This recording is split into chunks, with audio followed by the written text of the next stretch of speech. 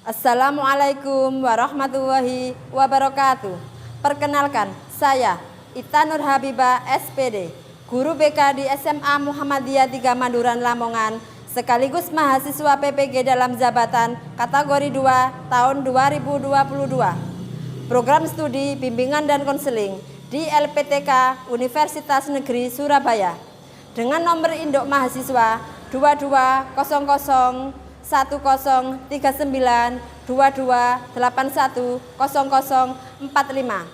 dan nomor peserta PPG 2016985402009. Pada hari ini, Selasa 13 Desember 2022, saya akan melaksanakan uji kinerja dengan layanan bimbingan kelompok menggunakan teknik sosiodrama.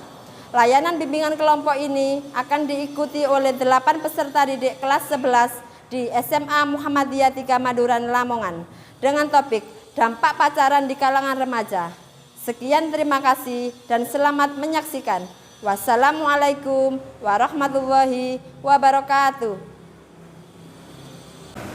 Assalamualaikum warahmatullahi wabarakatuh. Waalaikumsalam warahmatullahi wabarakatuh. Selamat siang anak-anak. Siang, Bu. Gimana kabar kalian hari ini? Alhamdulillah luar biasa, yes. Alhamdulillah sehat semuanya ya. Alhamdulillah. Jadi sebelum kegiatan ini kita mulai, alangkah baiknya kita berdoa terlebih dahulu. Siapa di antara kalian yang mau memimpin temannya berdoa? Ya, silakan Mas Haidar. Sebelum kita memulai bimbingan pada siang hari ini, marilah kita berdoa terlebih dahulu. Berdoa mulai.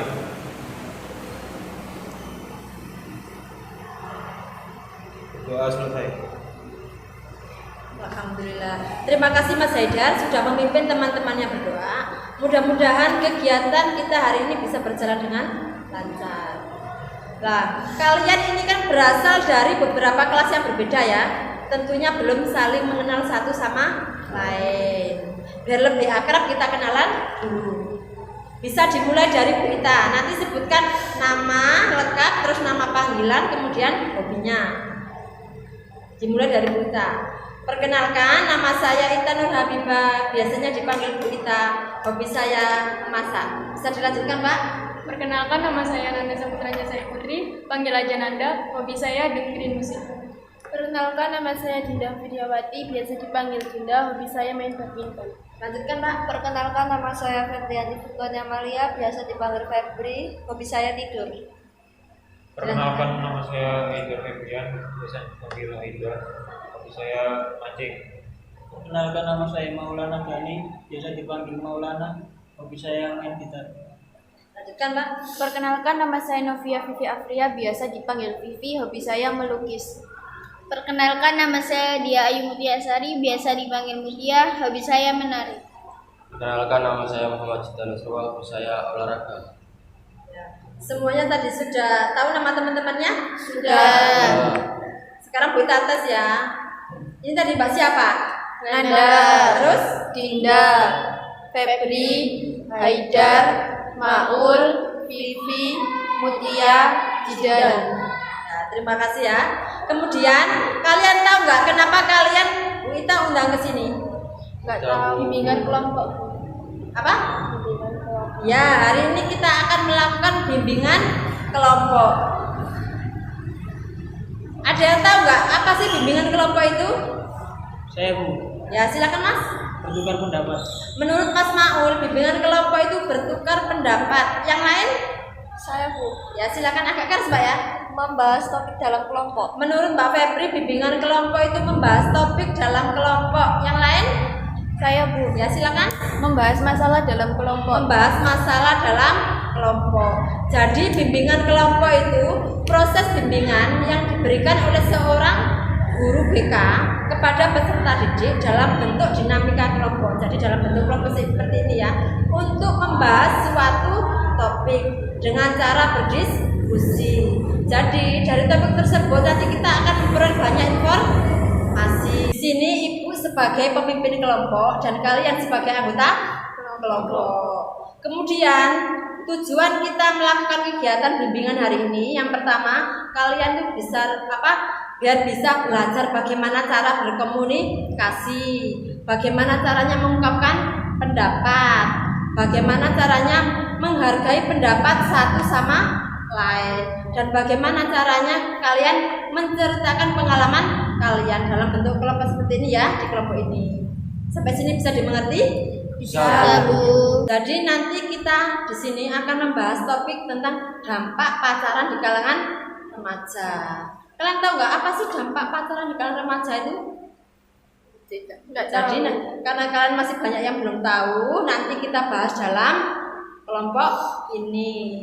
Jadi usia kalian ini kan sudah memasuki usia remaja gitu ya. Jadi Bu Ita rasa kalian itu semuanya tuh punya teman dekat, terutama teman lawan jenis seperti itu ya. Nanti kita akan bahas bersama-sama tentang dampak pacaran di kalangan remaja. Itu apa saja nanti kita sama-sama mengungkapkan pendapat satu sama lain. Kemudian tujuan khusus dari layanan ini yang pertama, kalian tuh dapat mengetahui makna pacaran. Jadi makna pacaran itu seperti apa. Kemudian yang kedua, kalian dapat menganalisis dampak pacaran di kalangan remaja. Dan yang ketiga, kalian dapat pola mengenal teman, terutama lawan jenis. Kemudian untuk mencapai tujuan tersebut, ada asas-asas yang perlu diperhatikan. Yang pertama ada asas kesukarelaan. Tadi kalian datang ke sini itu atas kemauan sendiri atau ada pihak lain yang memaksa kalian untuk datang ke sini menemui kita? Atas kemauan sendiri. Alhamdulillah, berarti tidak ada yang memaksa ya? Tidak. Kemudian yang kedua asas keterbukaan. Jadi diharapkan nanti kalian tuh bisa dengan terbuka mengungkapkan pendapatnya masing-masing untuk pembahasan topik kita nanti tentang dampak pacaran ya. Di semuanya nanti mengungkapkan pendapatnya. Kemudian yang ketiga asas kenormatifan. Jadi nanti apa yang kita bahas dalam kelompok ini jangan sampai melanggar dari norma-norma yang berlaku. Kegiatan kita hari ini akan kita laksanakan selama 45 menit. Cukup apa tidak kira-kira waktu 45 menit? Cukup. Mudah-mudahan nanti cukup ya dan bisa berjalan dengan lancar. Jadi tadi kita kan sudah bahas bahwa kita itu nanti dalam kelompok ini kita akan bahas topik tentang dampak pacaran di kalangan remaja. Itu nanti kita akan menggunakan teknik sosiodrama. Kalian tahu nggak apa sih teknik sosiodrama itu? Tidak. Tidak tahu. Jadi nanti kalian itu akan bermain peran, memerankan drama.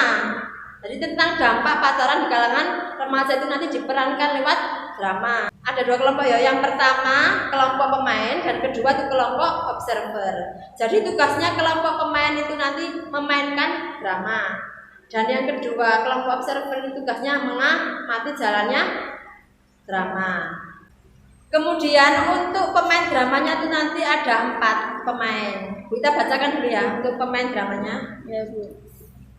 Ada 4 pemain drama. Yang pertama Amel, kedua Wahyu, ketiga Doni, keempat Rina. Amel ini sahabatan sama Wahyu sejak kecil ya, jadi berteman dekat sejak kecil. Kemudian Rina ini teman dekatnya Amel ketika di sekolah. Dan Doni ini teman dekatnya Amel, maksudnya ya disukai Amel gitu ya waktu di sekolah.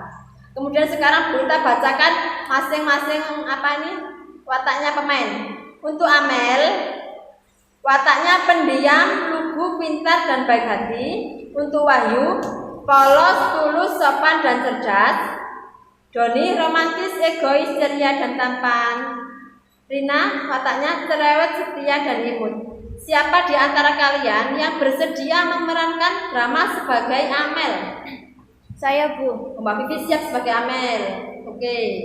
Kemudian siapa yang siap memerankan sebagai karakter Wahyu ini? Tokoh Wahyu. Mas Haidar siap menjadi Wahyu. Siapa yang bersedia memerankan tokoh Doni? Saya, Bu. Ya, Mas Jidan sebagai Doni. Kemudian Rina. Saya, Bu. Oh, Mbak Dinda sebagai Rina. Jadi nanti yang tidak kebagian memerankan drama berarti Mbak Nanda, Febri, Maul, dan Mbak Mutia sebagai observer. Kemudian sampai sini ada ditanyakan barangkali dari kelompok observer maupun atau kelompok pemain ada yang kurang mengerti. Sebelum kita lanjut ke tahap berikutnya, Sudah mengerti semua ya. Sekarang kelompok pemain pindah ke tempat sini ya. Untuk observer pindah ke sini. Jadi sudah berkumpul sesuai kelompoknya ya. Sebelah kiri Bu Ita ini kelompok pemain dan sebelah kanan ini kelompok observer. Sekarang Bu Ita bacakan garis besar ceritanya ya. Untuk eksposisinya, Amel adalah siswa kelas 11 di salah satu SMA di Lamongan. Amel anak yang pandai di kelasnya dan menjadi juara di kelasnya. Amel mempunyai teman dekat bernama Rina. Untuk konfliknya, di depan ruang kelas, Amel dan Rina sedang asik ngobrol berdua. Kemudian Wahyu datang dan mengajak Amel untuk makan di kantin. Rina sengaja menghindar tidak ikut makan di kantin biar mereka bisa berdua. Rina tiba-tiba pergi untuk memberi kesempatan Amel dan Wahyu makan siang bersama di kantin sekolah. Namun di tengah jalan, Doni anak orang kaya kakak kelas Amel memanggilnya dan mengajak Amel untuk belajar bersama setelah pulang dari sekolah. Semenjak masuk sekolah, Amel tertarik atas penampilan dan gaya Doni yang keren dan cool. Setiba di kantin, Wahyu banyak menasihati Amel untuk menjauhi Doni yang terkenal sebagai cowok playboy. Namun hati Amel sudah terlanjur kepincut untuk lebih dekat dengan Doni. Kemudian untuk komplikasinya, sepulang sekolah, Doni sudah menunggu dengan motor gedenya di gerbang sekolah. Amel hanya tersipu dan segera naik di motor Doni. Sedangkan Wahyu hanya bisa memandang dari jauh. Sampai menjelang sore, Amel belajar bersama dengan Doni. Hal tersebut sudah berulang-ulang sampai beberapa kali. Doni dan Amel selalu pergi berdua sepulang dari sekolah dan pulang ke rumah hingga sore hari. Mereka berdua diam-diam menjalin cinta di belakang Wahyu. Sepulang sekolah, Wahyu tidak pernah bertemu Amel lagi. Selang beberapa bulan, Amel merasa tubuhnya agak gendut dan sering pusing serta mual. Tiba-tiba Amel pingsan. Wahyu dan Rina segera membawanya ke rumah sakit. Untuk klimaksnya, Amel menceritakan kepada Wahyu dan Rina kalau dia hamil dengan Doni. Doni tidak mau bertanggung jawab atas perbuatannya dan meninggalkan Amel begitu saja. Wahyu merasa kasihan dengan Amel dan mau bertanggung jawab atas perbuatan Doni. Akhirnya dengan menanggung malu, Wahyu dan Amel rela dikeluarkan dari sekolah dan menikah. Kemudian untuk solusinya, Amel menyesali perbuatannya dan berjanji untuk lebih berhati-hati dalam memilih teman laki-laki dalam bergaul. Dia belajar kepada Wahyu dan Rina bagaimana bergaul dengan lawan jenis yang baik. Jadi garis besar ceritanya seperti itu. Sekarang berita bagi naskah dramanya ya.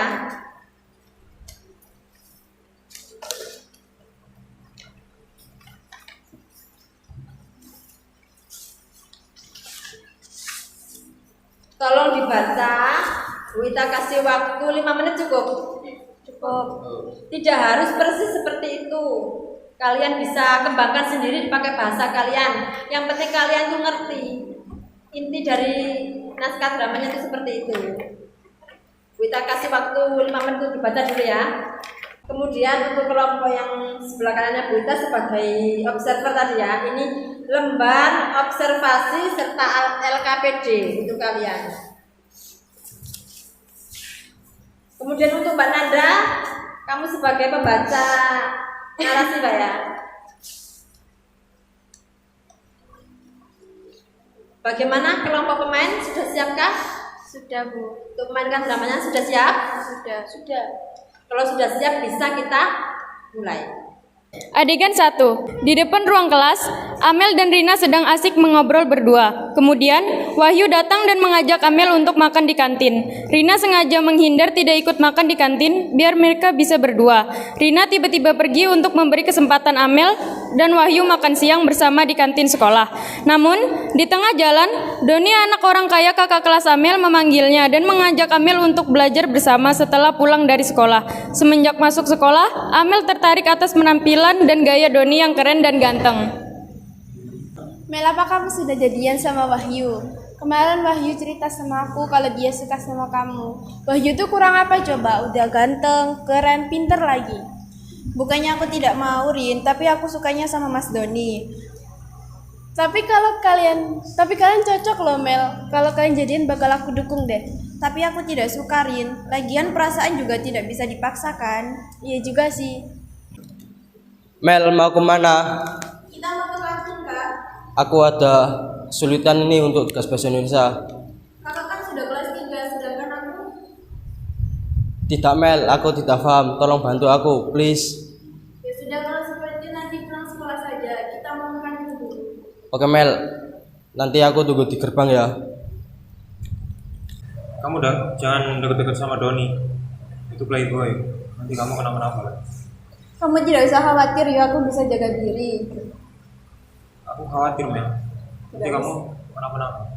Tidak, Yu. Dan 2. Di gerbang sekolah, sepulang dari sekolah, Doni sudah menunggu dengan motor gedenya. Amel hanya tersipu dan segera naik di motor Doni. Sedangkan Wahyu hanya bisa memandang dari jauh. Sampai menjelang sore, Amel belajar bersama dengan Doni. Hal tersebut sudah berulang-ulang sampai beberapa kali. Doni dan Amel selalu pergi berdua sepulang dari sekolah dan pulang ke rumah hingga sore hari. Mereka berdua diam-diam menjalin cinta di belakang Wahyu. Setiap sepulang sekolah, Wahyu tidak pernah bertemu Amel lagi. Ayo Mel, kita berangkat. Mel, hati-hati sama Doni. Iya, Yu, aku tahu. Mel, ayo belajar bersama. Iya, ayo, Kak. Mel, tolong buatkan puisi ini untuk tugas bahasa Indonesia. Kakak tidak tahu buat puisi. Tidak Mel, aku saja tidak paham. Puisi itu keindahan kata-kata yang disusun dengan bahasa yang indah dan bermakna.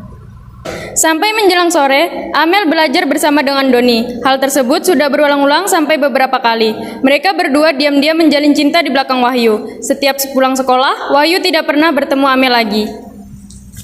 Adegan ketiga, di gerbang sekolah setelah pulang dari sekolah, selang beberapa bulan, Amel cerita kepada Rina kalau dia sekarang merasa tubuhnya agak gendut dan sering pusing serta mual. Tiba-tiba Amel pingsan. Wahyu dan Rina segera membawanya ke rumah sakit karena Amel sakitnya agak parah.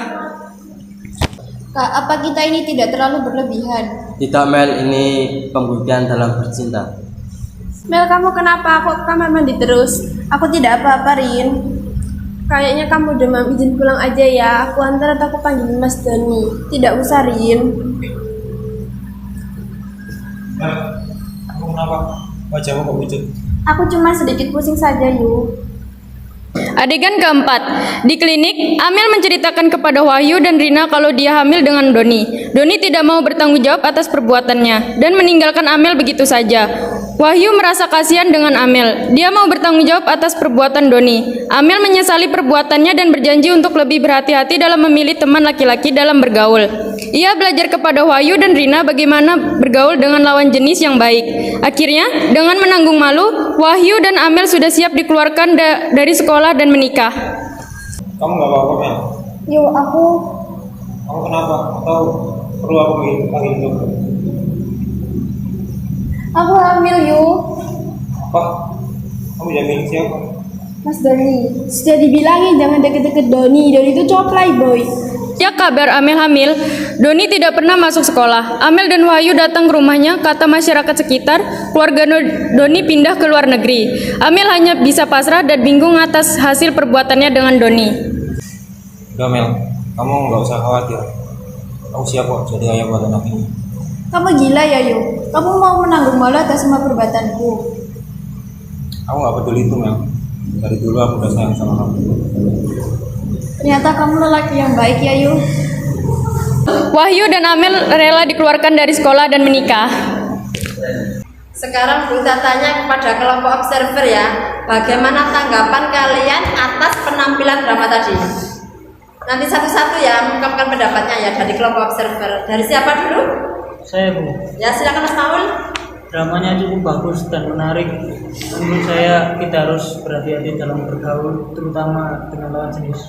Katanya Mas Maul dramanya cukup bagus dan menarik. Dari sini Mas Maul dapat menarik kesimpulan bahwa kita itu harus berhati-hati dalam bergaul, terutama dengan lawan jenis. Yang lain? Saya, Bu. Ya silakan Mbak Febri. Kita dalam pertemuan jangan memandang fisiknya saja, tetapi lihat juga hatinya.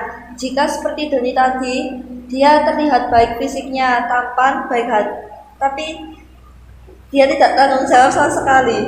Jadi dalam berteman menurut Pak Febri itu kita tuh jangan melihat fisiknya atau luarnya saja, tapi lihat hatinya. Di luarnya tadi kelihatan ganteng dan baik, tapi ternyata dia tidak bertanggung jawab. Seperti itu Pak ya.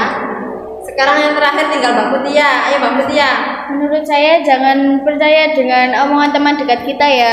Karena bisa jadi omongannya itu hanya manis di awal saja. Karena kalau sudah terjadi hal yang tidak diinginkan, maka dia akan lari dan tidak bertanggung jawab. Ya, jadi menurut Mbak Mutia itu kita tuh jangan mudah percaya dengan omongan teman dekat kita. Bisa saja di awal dia ngomongnya manis, tapi nanti setelah terjadi suatu hal yang tidak diinginkan, dia akan lari dari tanggung jawab. Seperti itu. Sekarang Bu Ita ada pertanyaan untuk kalian. Dari penampilan drama tadi, apa kalian memperoleh banyak pengetahuan tentang dampak pacaran di kalangan remaja? Saya memperoleh banyak pengetahuan tentang dampak pacaran di kalangan remaja. Jadi kata Mbak Vivi memperoleh banyak pengetahuan tentang dampak pacaran di kalangan remaja. Kalau yang lain bagaimana? Sama nggak? Sama Bu. Jadi kalian tahu ya dampak pacaran tadi seperti itu ya. Jadi lebih banyak dampak buruknya ketimbang dampak positifnya. Sekarang Bu Ita tanya lagi yang kedua. Mengapa sih remaja itu kok pacaran? Ada yang tahu nggak? Ya silakan Mas Haidar. Pengaruh teman. Pengaruh teman. Yang lain? Saya Bu. Ya silakan Pak. Pembuktian diri bahwa dia menarik. Pembuktian diri bahwa dia menarik. Pengaruh globalisasi juga bisa. Kemudian sekarang yang terakhir Bu Ita tanya ya, setelah kalian mengetahui dampak pacaran ternyata seperti itu, apa yang akan kalian lakukan untuk kedepannya? Siapa yang bisa memberikan jawaban? Saya Bu. Ya silakan Mbak Nanda. Lebih berhati-hati dalam memilih teman, terutama lawan jenis. Lebih berhati-hati dalam memilih teman, terutama lawan jenis. Apa kalian sudah mengerti semua tentang dampak pacaran? Sudah. Sekarang Bu Ita minta kalian memberikan kesimpulan. Kesimpulan kita melakukan kegiatan bimbingan hari ini. Siapa yang bisa menyimpulkan? Saya Bu. Ya silakan Mbak, agak keras Mbak ya. Kesimpulan dari kegiatan kali ini, kita jangan berteman dengan lawan jenis sampai melampaui batas karena akan berdampak yang tidak baik untuk diri kita. Yang lain yang bisa memberikan kesimpulan? Saya Bu. Ya silakan Mbak Mutia. Kita harus lebih berhati-hati dalam memilih teman bergaul, apalagi terutama dengan lawan jenis. Ada lagi? Saya Bu. Ya silakan Mbak. Dengan dampak yang ada, kita bisa memilih teman yang baik itu seperti apa. Jadi kesimpulan kegiatan bimbingan kita hari ini tentang materi dampak pacaran kalangan remaja tadi, kesimpulannya yang pertama, kita tuh harus berhati-hati dalam memilih teman, terutama lawan jenis. Kemudian jangan bergaul atau berteman dengan lawan jenis itu sampai melampaui batas, itu nanti bisa akibatnya itu dampak negatifnya untuk kalian sendiri. Kemudian yang ketiga, setelah kalian mengetahui dampak pacaran seperti itu, kalian tuh bisa kedepannya tuh bisa memilih teman yang baik itu seperti itu ya. Kemudian siapa yang bisa memberikan kesan kita melakukan kegiatan bimbingan hari ini? Siapa? Ya silakan Mas Zidan. Gak keras Mas ya. Menambah banyak teman. Menambah banyak teman katanya Mas Zidan. Yang lain? Ya silakan. Menambah pengalaman. Menambah pengalaman katanya Mas Haidar. Yang lain? Saya Bu. Ya silakan Pak. Mengetahui banyak informasi mengenai pacaran dan dampaknya. Mengetahui banyak informasi tentang pacaran dan dampaknya. Kemudian yang lain bagaimana? Senang nggak kalian mengikuti kegiatan bimbingan hari ini? Senang semuanya ya. Iya. Jadi nanti kalau kalian belum paham atau belum mengerti tentang topik kita hari ini, materi kita hari ini, bisa kita lanjutkan dengan konseling individu. Kalian bisa datang ke ruangan BK, ke ruangannya Bu Ita untuk melakukan konseling individu. Bu Ita akan dengan senang hati menerima kalian, kita melaksanakan konseling individu. Kemudian sebelum kita akhiri ini Bu Ita ada evaluasi hasil. Nah ini diisi ya. Jadi ini langsung dicentang saja. Ini terkait kegiatan kita. Kegiatan kita laksanakan bimbingan kelompok hari ini. Diisi namanya, kemudian dicentang sesuai dengan dirinya masing-masing terkait kegiatan kita hari ini.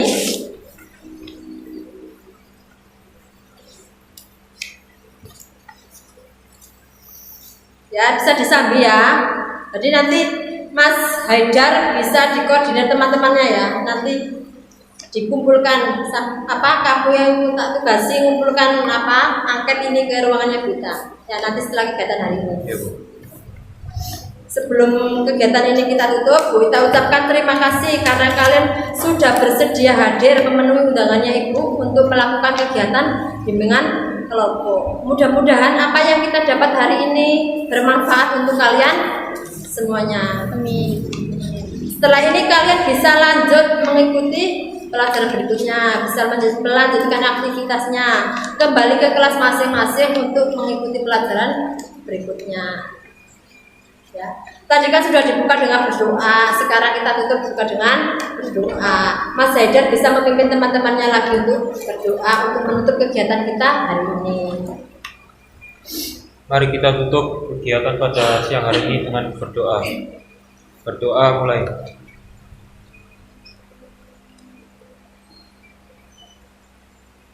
Berdoa selesai. Terima kasih Mas Haidar, kita tutup ya. Assalamualaikum warahmatullahi wabarakatuh. Waalaikumsalam warahmatullahi wabarakatuh.